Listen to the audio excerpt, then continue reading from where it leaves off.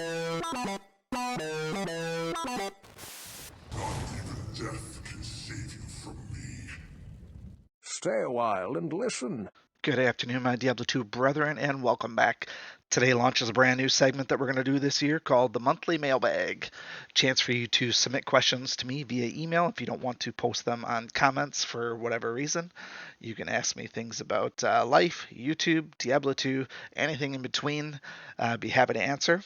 Today's questions. We're going to do 2 of them each segment. Today's are indeed about Diablo 2. I'm going to read the questions to you that were submitted, and I'll answer them. And if you want to discuss, we can discuss. But these will be my hot takes on various topics.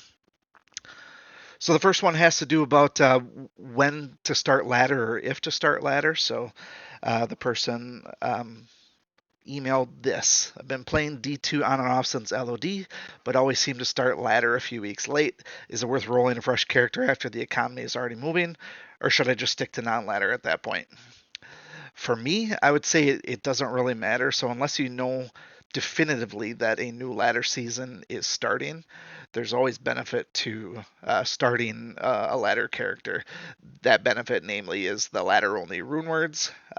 Because just because a new season is coming doesn't mean that there's going to be new rune words and then push the other ones to non-ladder. So if you want something like Cure or Bulwark, for example, right now, you have to build those on ladder or offline.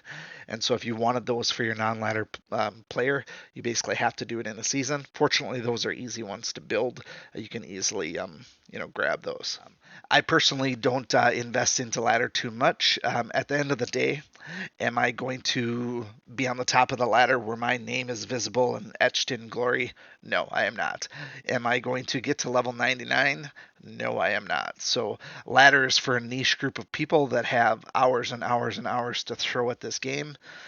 Me as a working adult parent, I do not have that kind of time, nor do I have that kind of ambition. My ambition lies elsewhere, not with the level 99 grind or speed run.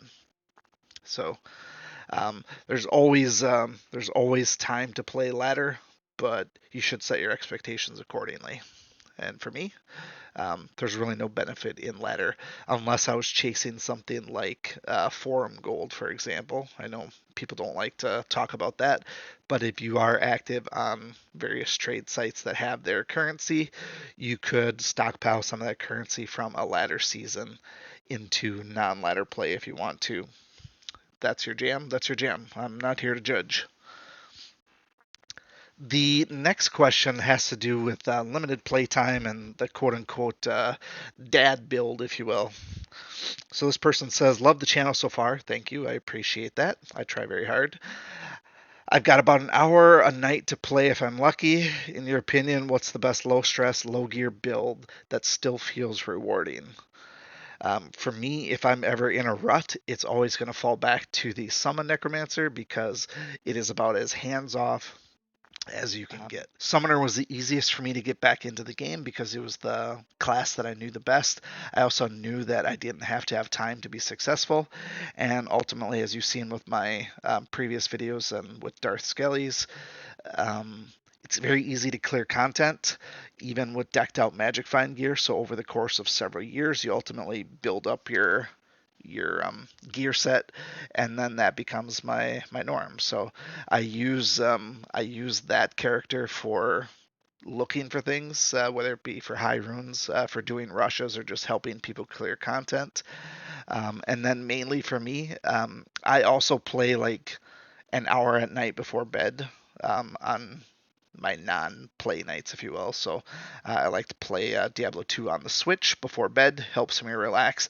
And really what I do is I just do 2 iterations of my Magic Find run, and that gives me, enough peace of mind for the day. So that's as simple as running Pindle, Neolithok, Bale, then Chaos, then Durance, and repeat. So unless I'm actively doing something else like key farming, that's my standard run that I'll do. Oh, and Trav is in there before Durance. But I'll just run that one twice. That one takes about maybe 45 minutes. It's slow. It's certainly not speed running for for Magic Find. Again, that's not what I'm trying to do. I'm just trying to play and have fun, get a little bit of XP, inch closer and closer to that next level up. And at some point, Darth Skellies will probably hit level 99, but I'm in no hurry to do so. But yeah, it's a very easy play style.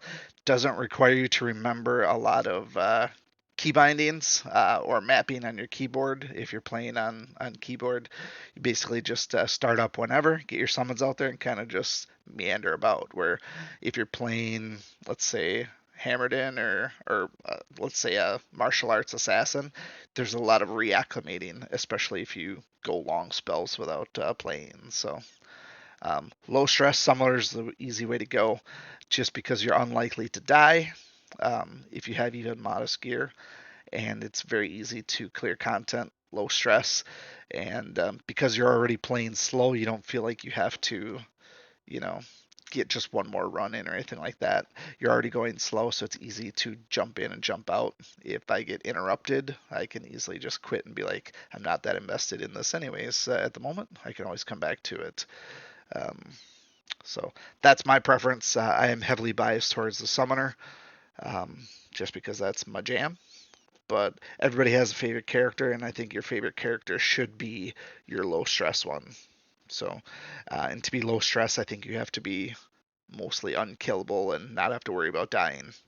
Particularly for me on Switch, it's a smidge laggier with the input controls. It just feels that way. So when I'm teleporting through Durance, it's dangerous at times.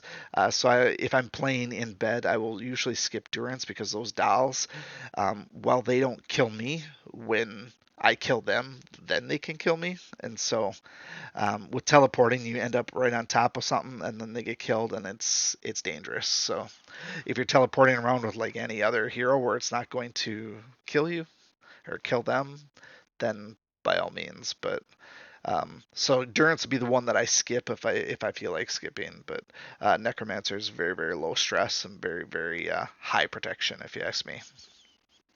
So that's it for this week's segment. We're going to do this once a month, so I'll see you again in February. Tune in next time for the finale of Economy Free Sorceress. I know you're all waiting for that to see if I actually beat it. I'm also looking for feedback for which melee class to do next. So it's not going to be the next one that I do because I've already started on that one. But I want to know what I should do for melee. Now I'm thinking either something like a Fury Druid or just a standard Barbarian. Something that's going to require a weapon. So far I've been playing with Elemental, and I thought it was going to be gear dependent, and it's not because the skill scale. If I play a Barbarian, I know it's going to be based off of my weapon damage, but maybe with masteries and other skills, maybe the actual weapon doesn't matter. But I am looking to play a melee one next. Give me a suggestion if there's anything specific that you'd like to see. Otherwise, I'm just going to pick one. So, till then, I will see you again in Taro Dune, and hail to you, champion. Bye bye.